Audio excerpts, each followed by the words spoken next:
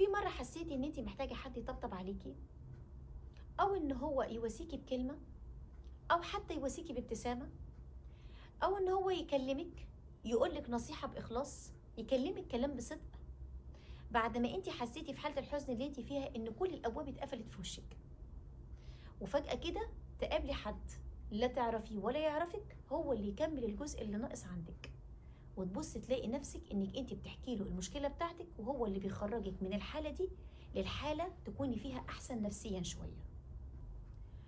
في مرة وانا ماشية في الشارع كنت زعلانة جدا في اليوم ده، وشايلة هموم الدنيا كلها على كتافي، وعمالة افكر في المشاكل اللي عندي، وكأن المشاكل خلاص عقلي وقف ملهاش حل، كأن الدنيا اسودت في وشي، وكان الوقت زحمة ووقت الظهر والدنيا حر، وكنت متضايقة وقرفانة من نفسي آخر قرف.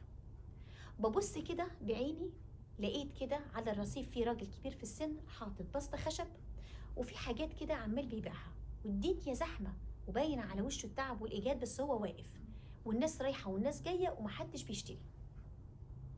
أنا معرفش وأنا بفكر في المشاكل، أنا معرفش إيه اللي خلاني أتمشى لحد عنده، وأنا ما عنديش أي نية إن أنا أشتري أي حاجة، ولا في دماغي ان انا اشتري اي حاجه، ولا في دماغي مزاج ان انا افكر اشتري. وفضلت ماشيه لحد ما وصلت له، فبقول له السلام عليكم، ازيك يا عم الحاج؟ قال لي وعليكم السلام، ازيك يا بنتي، اخبارك ايه؟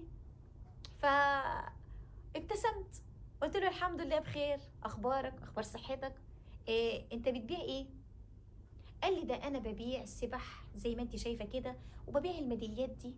وقعد بقى يتكلم معايا، الميداليات دي اللي على الجنب ده دي صناعه يدويه احنا بنعملها، انا بعملها بايديا، والميداليات التانيه دي احنا بنجيبها بالجمله، والسبح دي مش عارفه احجار كريمه، والسبح دي مش عارفه. قعد بقى يحكي ده ايه وده ايه وده ايه وده ايه وده ايه، وقعد يتكلم كتير جدا.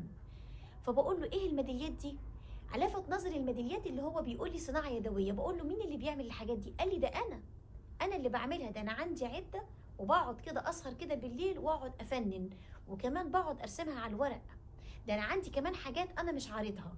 ونزل ايده تحت كده البسطه وقعد بقى ايه يجيب حاجات ويعرضها، شكلها حلو جدا. للحظه انا نسيت المشكله، للحظه نسيت الهموم اللي عندي، وقعدت اتكلم معاه بقول له ما شاء الله عليك يا حاج، هو انت اللي بتعمل كل ده لوحدك؟ مفيش حد بيساعدك؟ وقعدنا نتكلم كده يجي مثلا ساعه الا ربع، وفي الاخر فعلا انا ما كانش عندي اي نيه للشراء، عجبني كام حاجه قلت هاخد ده لابني الكبير، وهاخد ده لبنتي، وهاخد ده لوالدتي، وهاخد ده ليا. عجبتني جدا ميداليه. قال لي ده انا عندي حاجات كمان انا بعملها بالريزن. بقول له حضرتك بتشتغل بالريزن؟ قال لي انا على فكره انا متعلم. وقعد يتكلم يتكلم يتكلم، وسبحان الله خلص الكلام على كده. وقلت له كتر خيرك يا حاج، انا هاخد دول بس، حسابك كام؟ قعد قال لي الحساب كذا، وفعلا طلعت الحساب وحسبته. بقول له يلا ادعي لي دعوتين حلوين بقى من عندك. قال لي روحي يا بنتي، ربنا يكبر بخاطرك، ربنا يسترها معاكي دنيا واخره، ويخلي لك اولادك. الدعوه اللي هو قالها لي دي لمست قلبي من جوه، وحسستني قد ايه بالفرحه، وشفت في عينه فعلا الفرحه وهو بيتكلم. فبقول له كتر خيرك يا حاج، والله كتر كفايه الدعوه الحلوه اللي طلعت من بقك دي. قال لي والله يا بنتي انت ما تعرفيش، قبل ما انت تيجي انا كنت عماله ادعي ربنا يا رب حد بس يجي، مش مهم يشتري، بس حد اتكلم معاه. انت جيتي سلمتي عليا، وكمان قلتي لي عامل ايه يا عم الحاج، ده ما حدش اصلا بيسال على اخباري، ربنا يكبر بخاطرك زي ما جبرتي خاطري. قلت له ربنا يكبر بخاطرك، كفايه دعوتك الحلوه دي، اسيبك انا بقى تلقط رزقك وما عطلكش اكتر من كده، سلام عليكم. وعليكم السلام. وانا ماشيه حسيت ان الدنيا اتغيرت خالص، وانا رايحه له كنت بشكل، وانا ماشيه من عنده كنت بشكل تاني خالص. وعرفت ان انا وانا رايحه له مش هو اللي كان محتاجني، انا اللي كنت محتاجه له، انا اللي كنت محتاجه للكلمه والدعوه الحلوه اللي هو قالها. وفعلا جبران الخواطر ما يتقيسش باي حاجه، يعني ما اقدرش اقول ان جبران الخواطر هنا فلوس، جبران الخواطر هنا فعلا ممكن تكون دعوه صادقه طالعه من القلب. هو لا يعرفني ولا انا اعرفه، بس قد ايه دعوته لمست قلبي. انا عايزه اتكلم بقى على جبران الخواطر ده، قد ايه جبران الخواطر بيخرجك من حاله اليأس اللي انت فيها لحاله كلها امل، وكلها فعلا تفاؤل، وكلها سعاده. الراجل ده بدعوته اللي هو دعاها لي والكلام اللي هو اتكلمه معايا حولني من الحالة اللي أنا كنت فيها لحالة تانية خالص. على الأقل قدر إن هو ينسيني همومي للحظات. على الأقل في الوقت ده حسسني إن ممكن ربنا يبعت لي حد أنا لا أعرفه ولا يعرفني.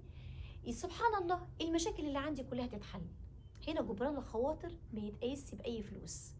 مفيش بقى ان انا مثلا عشان اكبر بخاطرك اقوم اديكي قرشين واقول لك مشي بيهم حالك، او انك انت روحي اشتري اللي نفسك فيه. لا، جبران الخواطر هنا فعلا هو الحد اللي بيطبطب عليكي، وبيطبطب عليكي من غير مصلحة، وبيديك النصيحة فعلا بإخلاص من غير أي حاجة، مش محتاج منك حاجة، هو بيديها لك بحب.